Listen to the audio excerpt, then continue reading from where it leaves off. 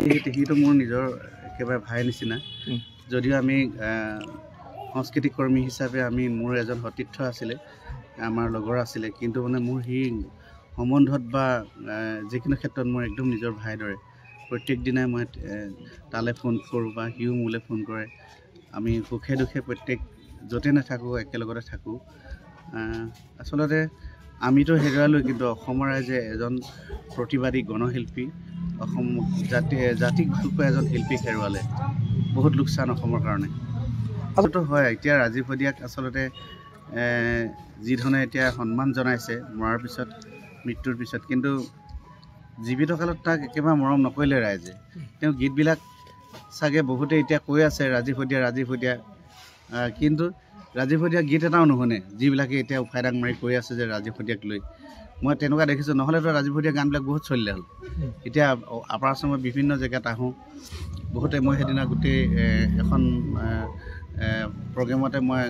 মৌন প্ৰাৰ্থনা কৰিছোঁ তেওঁৰ নামত আত্মাৰ সদ্গতিৰ কাৰণে তাতে পাছত কমিটিখনে কৈছে যে ৰাজীৱ হদিয়া দাদা এতিয়াহে আমি শুনিছোঁ আগতে তোৰ নামটো শুনা নাই মৰাৰ পিছতে শুনিছোঁ হয় তেনেকুৱা আচলতে চিনি নোপোৱাটো কোনো ডাঙৰ কথা নাই সেই গণশিল্পীজনৰ আচলতে তেওঁ অন্তৰৰ কথা বুজিবলৈ চেষ্টা নকৰিলে অসমীয়া ৰাইজে মই সেনেকুৱা ভাবোঁ সিটো মোৰ নিজৰ একেবাৰে ভাই নিচিনা যদিও আমি সাংস্কৃতিক কৰ্মী হিচাপে মোৰ এজন সতীৰ্থ আছিলে আমাৰ লগৰ আছিলে কিন্তু মানে মোৰ সি সম্বন্ধত বা যিকোনো ক্ষেত্ৰত মোৰ একদম নিজৰ ভাইৰ দৰে প্ৰত্যেক দিনাই মই তালে ফোন কৰোঁ বা সিও মোলৈ ফোন কৰে আমি সুখে দুখে প্ৰত্যেক য'তে নাথাকোঁ একেলগতে থাকোঁ আচলতে আমিতো হেৰুৱালোঁ কিন্তু অসমৰ ৰাইজে এজন প্ৰতিবাদী গণশিল্পী অসম জাতিক ভালপোৱা এজন শিল্পীক হেৰুৱালে বহুত লোকচান অসমৰ কাৰণে আচলতে হয় এতিয়া ৰাজীৱ হদিয়াক আচলতে যিধৰণে এতিয়া সন্মান জনাইছে মৰাৰ পিছত মৃত্যুৰ পিছত কিন্তু জীৱিত কালত তাক একেবাৰে মৰম নকৰিলে ৰাইজে তেওঁ গীতবিলাক চাগে বহুতে এতিয়া কৈ আছে ৰাজীৱ হদিয়া